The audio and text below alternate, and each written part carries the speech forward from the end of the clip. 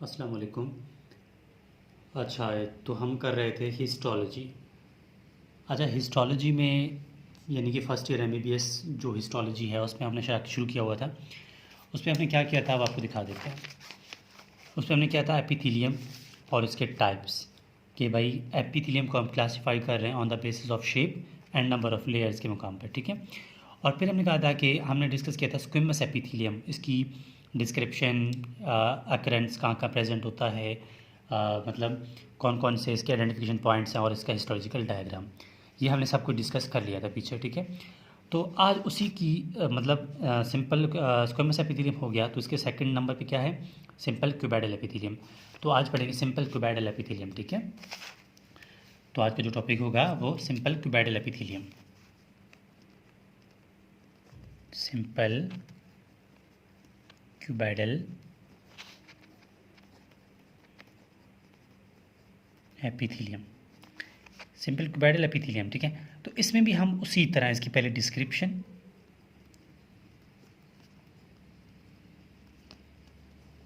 Second होगा इसका occurrence कहाँ कहाँ प्रेजेंट होता है,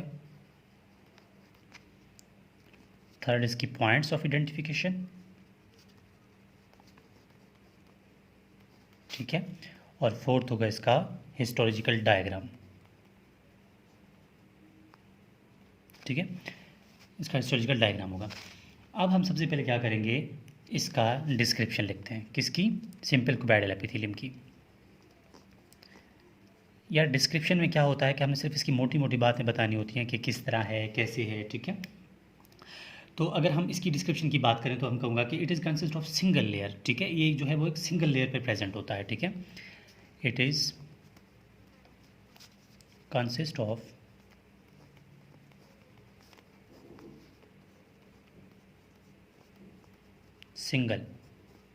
सिंगल लेयर ऑफ सेल्स। मतलब ये जो है वो सेल की सिंगल लेयर पे प्रेजेंट होता है, सिंगल लेयर होता है इसका, ठीक है, सिंगल। अच्छा, अब सेकंड वर्ड ये आता है कि इसकी शेप की बात करें, अगर इनकी सेल्स जो हैं, ठीक है, हेक्सागोनल। जब इसका डायग्राम बनाएंगे तो सेल्स की शेप किस तरह होगी, हेक्सागोनल इन शेप। जो सेल्स हैं वो हेक्सागोनल शेप में आ जाएंगे, ठीक है। ये बात हो गई। अब जब ये सब कुछ एक बन जाएगी, स्ट्रक्चर बन जाएगी ना सेल्स का, एक डायग्राम का, सेल्स अरेंजमेंट के बाद वो एक मोज़ैक अपीयरेंस पैदा करेंगे, ठीक है। Mosaic appearance will be seen, ठीक है। जब ये शेप सेल्स वगैरह अपने सारे अरेंजमेंट आएंगे एक मोज़ैक अपीयरेंस आएगा।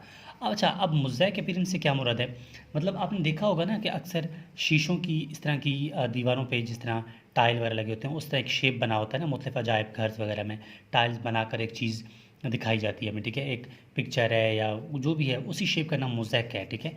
मतलब इस तरह का एक शेप आज नज़र आता है जब हम इसको इसकी ओवरऑल अरेंजमेंट हो जाती है। अच्छा, सेकंड पे इसकी अकेरेंस, अकरेंस कहाँ पर प्रेजेंट है इसकी, ठीक है। अकरेंस मतलब सिंपल क्यूबाइडल एपिथेलियम कहाँ कहाँ पर प्रेजेंट होता है, तो ये प्रेजेंट होता है एक्सक्रीटरी डक्ट में, ठीक है। एक्सक्रीटरी डक्ट में प्रेजेंट होता है, यानी कि एक्सोक्राइन ग्लैंड्स में।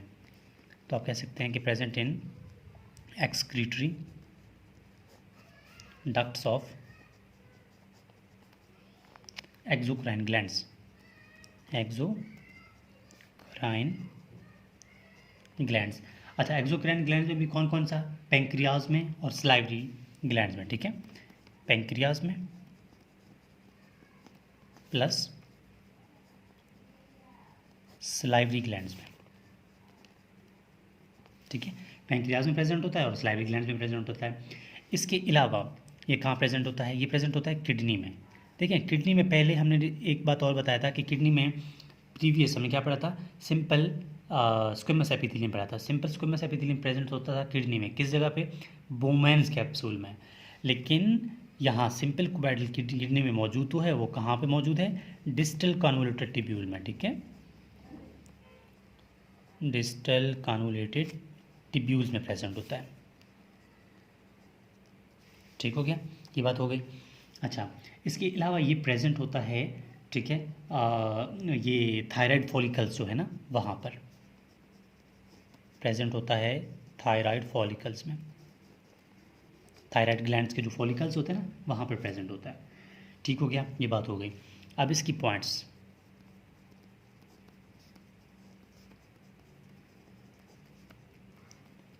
ऑफ आइडेंटिफिकेशन कि हम इसको किस तरह पहचान लेंगे। ठीक है, पॉइंट्स ऑफ आइडेंटिफिकेशन किस तरह करनी है कि ये जो है सिंगल लेयर होता है, हमने पहले भी कहा था। ठीक है, सिंगल लेयर है। दूसरी बात ये आती है कि इसमें जो सेल का जो शेप है, ठीक है, वो जो है स्फेरिकल न्यूक्लियस होता है इसमें। ठीक है, स्फेरिकल न्यूक्लियस इन सेल्स। ठीक है, सेल्स में स्फेरिकल जो है वो इनका न्यूक्लियस हो जाता है। ठीक हो गया। परपेंडिकुलर बेसमेंट जो है परपेंडिकुलर क्या है, बेसमेंट मेम्ब्रेन जो है वो परपेंडिकुलर होता है। मेम्ब्रेन, कौन सी मेम्ब्रेन? बेसिक। ठीक है, बेसमेंट क्या होता है? परपेंडिकुलर। ठीक हो गया। अब लास्ट में इसका क्या आता है? डायग्राम।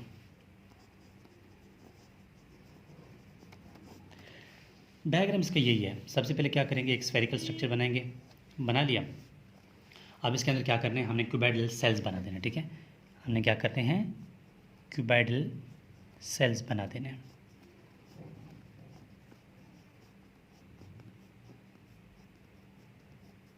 ठीक हो गया। सिर्फ इस तरह आपने क्यूबाइडल सेल्स बना देना है।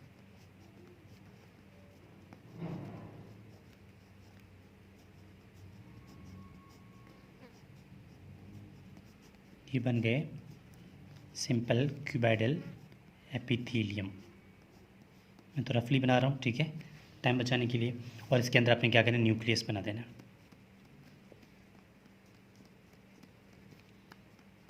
ये डायग्राम आप कैसे बनाएंगे?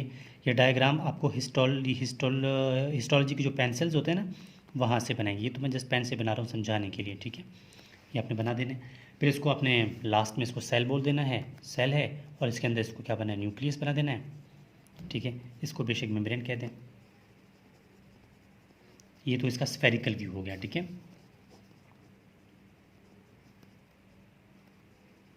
ये इसका स्फेरिकल व्यू है। लेकिन इसका आप लेटरल व्यू कैसे लिखेंगे? लेटरल व्यू में कुछ भी नहीं है। लेटरल व्यू पे अपने आपने उसी तरह एक लाइन लगा देनी है, बेसमेंट मेम्ब्रेन के लिए लगा दी।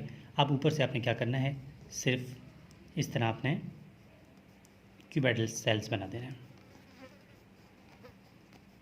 ठीक है, और उसके लिए दरमियान में आपने क्या करना है, यहाँ पर न्यूक्लियस शो करना है।